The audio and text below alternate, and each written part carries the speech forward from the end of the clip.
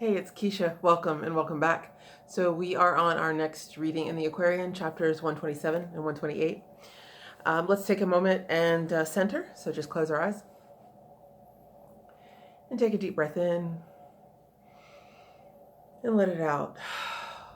Another deep breath in and out. On these next couple of breaths, just begin to release the cares and concerns and the worries of the day and week. Just breathe it in, pick it up in the body, and let it out.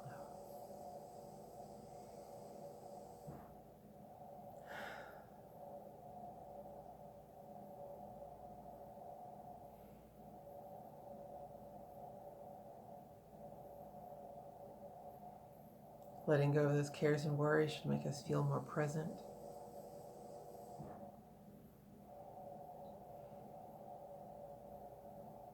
And now with the next series of breaths, we'll call all of our power back to ourselves.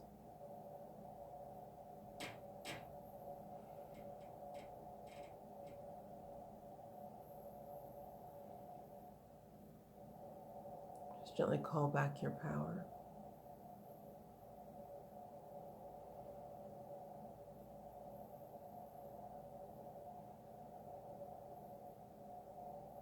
This action should leave us more full, more whole.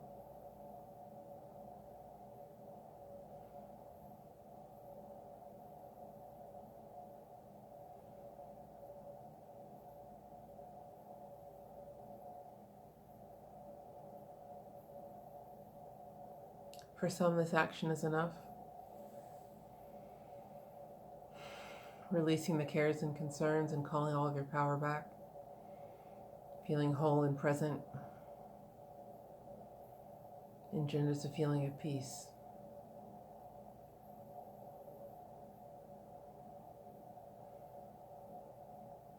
I'm going to ask that you think of a column of light coming down over you. See it, and feel it coming down over you. And breathe that in. Quickening the cells of the body, enlivening the mind.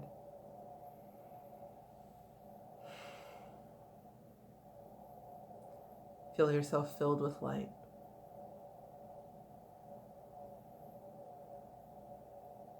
And we can begin to lift up in that column.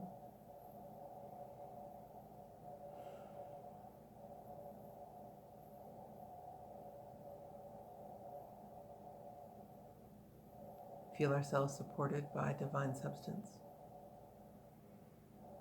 everywhere and all around. Breathe in that light. Feel yourself becoming one with it.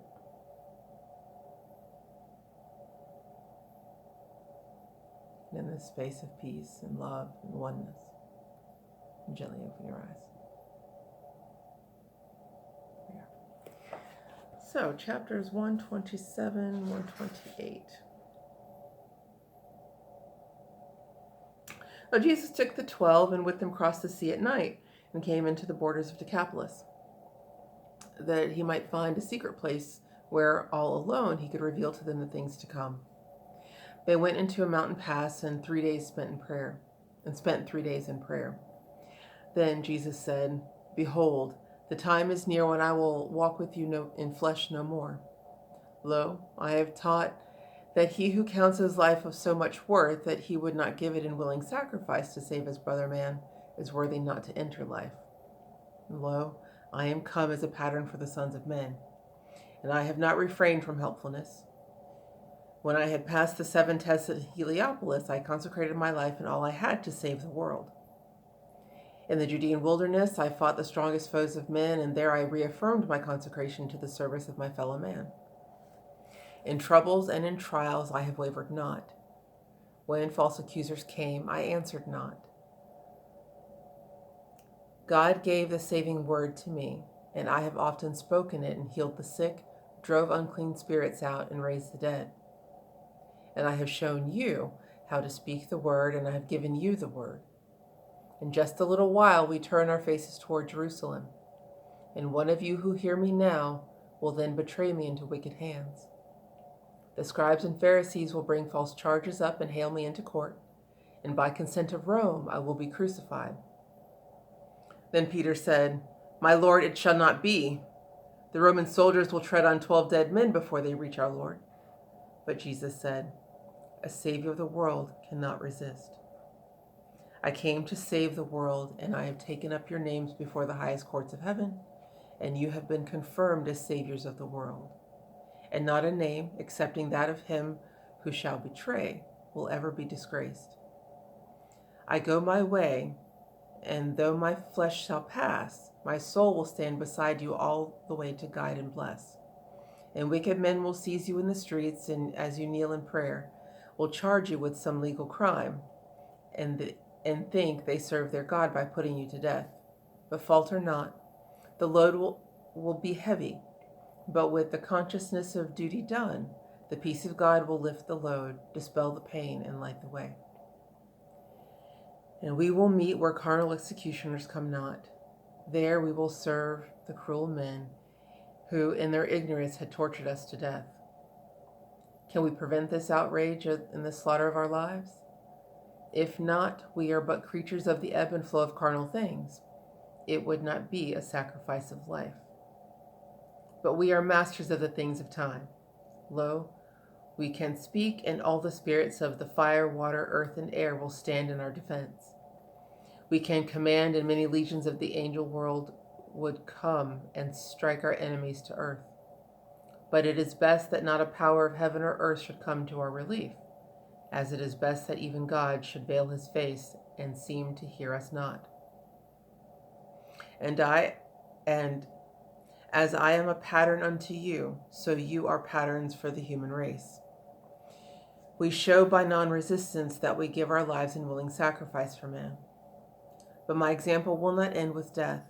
My body will be laid within a tomb in which no flesh is lain, symbolic of the purity of life and death. And in the tomb I will remain 3 days in sweet communion with the Christ, and with my Father God and Mother God. And then, symbolic of the ascent of the soul to higher life, my flesh within the tomb will disappear, will be transmuted into higher form, and in the presence of you all I will ascend to God." Then Jesus and the 12 went to a village by the sea. Now, in the night, while the disciples slept, lo, Jesus rose and went alone into a mountain pass 6 miles away to pray. And in the morning when the 12 awoke, they could not find the Lord. And all the people of the village sought. And when the sun had passed its highest point, they found him in the mountain pass. And multitudes of people came and brought their sick, and Jesus taught and healed. And when the night came on, the people would not go. They slept upon the ground that they might be near the Lord. 3 days and nights the multitudes remained, and none had aught to eat. And Jesus had compassion and said, "If I should send the multitudes away, that they might not reach their homes, for they are faint, for some have journeyed many miles." And his disciples said, "Where shall we get enough food to feed them all? There are 4,000 men, besides the women and little ones." And Jesus said, "How many loaves have you?" They answered, 7, and some little fish. And Jesus said, "Go to and seat the people as you seated them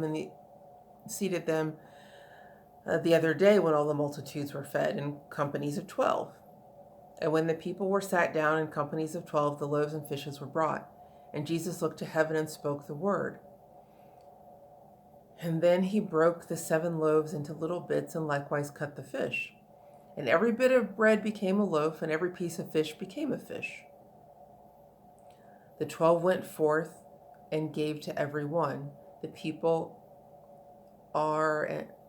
ate, and they were filled, and all the fragments that were left were gathered up, and there were 7 baskets full. And then the people went their ways, and Jesus and the 12 took boats and came to Dalmanatha by the sea. Here they remained for many days, and Jesus told the 12 about the inner light that cannot fail, about the kingdom of the Christ within the soul, about the power of faith, and about the secrets of the resurrection of the dead, about immortal life, and how the living may go forth and help the dead. And then they went into their boats and came into the northern city, at the northern coast of Galilee. And in Chorazin, where the kin of Thomas lived, they left their boats and journeyed on. They came to Merom, where the crystal waters seemed to catch the images of heaven and reflect the glory of the Lord of hosts. And here they tarried certain days in silent thought. And then they journeyed on and came into the land of Caesarea Philippi.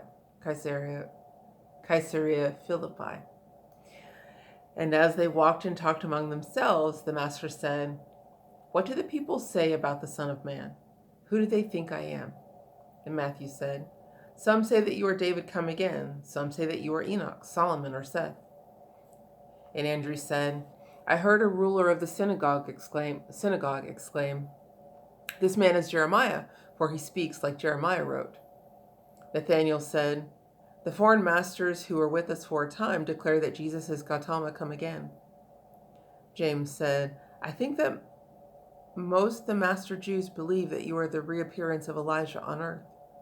And John spoke out and said, When we were in Jerusalem, I heard a seer exclaim, 'This Jesus is none other than Melchizedik, the king of peace, who lived about 2,000 years ago and said that he would come again.' And Thomas said, 'The Tetrarch Herod thinks that you are John arisen from the dead.' But then his conscience troubled him, and spirits of the murdered John looms up before him in his dreams and haunts him as a specter of the night. And Jesus asked, 'Who do you think I am?' And Peter said, 'You are the Christ, the love of God made manifest to men.' And Jesus said, 'Thrice blessed are you, Simon Jonah's son. You have declared a truth that God has given you. You are a rock, and you shall be a pillar in the temple of the Lord of hosts. And your confession is the cornerstone of faith, a rock of strength, and on this rock the church of Christ is built. Against it all the powers of Hades and of death cannot prevail. Behold, I give to you the keys to open up the doors of safety for the sons of men. The holy breath will come upon you and the 10, and in Jerusalem you shall stand before the nations of the earth, and there proclaim the covenant of God with men. And you shall speak the words of holy breath, and whatsoever God requires of men as earnest as their faith in the Christ, you shall make known." Then, turning to the 12, he said, "What you have heard this day, tell not to any man." Then Jesus and the 12 went up and were Susanna's guests for many days.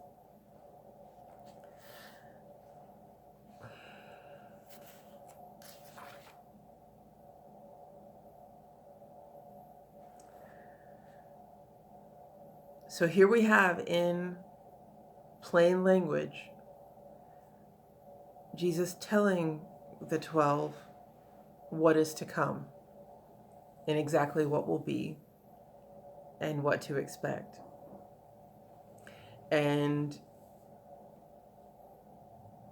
I love that this was such a moment of grave importance that Jesus had to take them into meditation for 3 days in order that their minds and spirits be able to hear what he had said.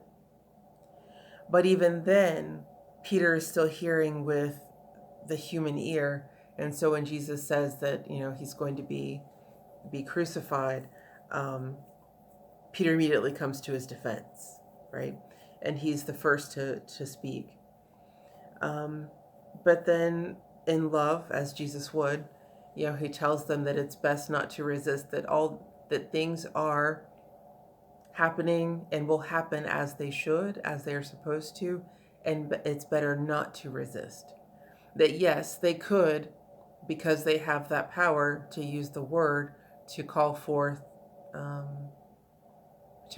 angels and the powers of heaven and earth to stand in their defense. But that's not the lesson that's to be learned. And so they should meet these experiences non-resistantly. This line that he gives, I am come as a pattern for the sons of men, that goes back to these things that I do, you shall do in greater. All the things that Jesus has done to this point has been an example to show us the way. And we remember from our earlier reading that example is just another name for priest. Let's see. He tells them, of course, that, he's already taken their names to the powers in heaven, and they've all been graced, save the one who will betray them. And there's a subtle line at the end of 128 where he talks about, he's talking to Peter about the 10 of you, Peter and the 10 of you will go on to lead the people. And you might miss that, but that's because the betrayer will not be amongst them. And I love that each of the, like when he asks in 128, he asks them, who do you think, or what do the people say? What do the people say I am? And some of the disciples in turn, Matthew, Andrew, Nathaniel, James, John, Thomas, they all come forth with these ideas about how Jesus is someone else reborn, someone else, reincarnated. And there's a list of, notables: Enoch, Solomon, Seth, Melchizedik, Jeremiah, Gautama, even going back to what the foreign masters thought. So that's the Buddha, and it's Peter that comes up with the right answer, that you are the Christ, the love of God made manifest. And by virtue of Peter being aware of this truth, Christ says to him, or Jesus says to him, you are the rock on which the Church of Christ will be built. And Peter's such an interesting character, I think, right? Because he's, on the one hand, he's incredibly human. And, as soon as Jesus mentions that he's going to be crucified, then Peter's the first one to say, no, we're going to defend you, and you're going to find 12 dead men if anybody tries to harm you. But on the other hand, he's very much aware of who Jesus is and the office that he holds. You are the Christ, the love of God made manifest. Yeah, and I mean, we're going to see more as we come into the rest of our story. And in this section too, we get the revelation of the principles of spirit. The knowledge that the inner light of God cannot fail. The kingdom of Christ is within the soul. The power of faith. The secrets of resurrection of the dead. And again, we come back to, because we had this just a little bit earlier, he's going to go into the tomb that's never housed flesh, to symbolize the purity of life and death. And he's going to spend time with God in those 3 days. And we'll see more about what he actually does in those 3 days. And then in front of everyone, in front of these disciples, he's going to, the flesh will transmute and he will ascend. The illusion that death is, it's repeated again and again and again. So yeah, one of those principles of spirit, the secret of resurrection of the dead, because there is no death, it's an illusion. About immortal life, again, the illusion of death, and how the living go forth to help the dead. For those who have believed in the false narrative of death that might get stuck in an otherworldly plane, it is the living who are aware that death is an illusion. They go forth to help lift them up. Side note, speaking of, when I was in seminary, that was one of our homework exercises to descend into Sheol and work with and speak to the spirits there and lift up those who were ready to be lifted. And from my personal experience in meditation in that exercise, and I think this was true of everyone in my class. All of us had a similar experience, in that when the souls saw us, when they saw me, they asked, "Are you the one?" Thinking that I was the Christ, and I was, I'm like, well, no, I'm just here to help. But what I realized was that their energy has been so low and depressed, and they've been in this level of deep darkness for so long, that when someone like me comes into that space, we bring the light of our consciousness that is so much brighter than what they have seen, that naturally it gets mistaken for the Christ. And it was interesting because in the work that I did in helping to lift those souls, I set a column of light and offered them the opportunity to, if they wanted to ascend, they could move up in that column. And so I did my work, and before leaving, I looked around and I could see other columns of light. And when I was curious as to what that was, the answer was that it was my sister seminarians who were also doing their homework. They too had set columns of light. So it's just an interesting and beautiful experience. I may remember this and recall this to you again when we get to that point of the story where Jesus does the healing and lifting up the souls. But yeah, it's just interesting. That's part of the work in the office of being one of the living that goes forth to help the dead. I think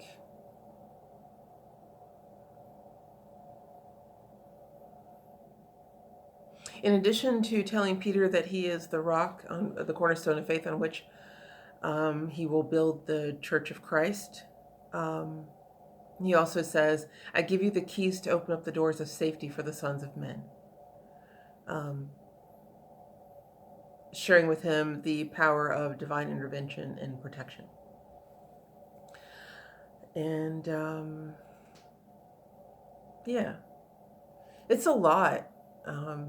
This is a very, all of what's come before, I guess, is prelude. And now we're at the point where, we're about to step into what's going to happen and what's, the reason for all of this prelude. So yeah, this is a pivotal moment.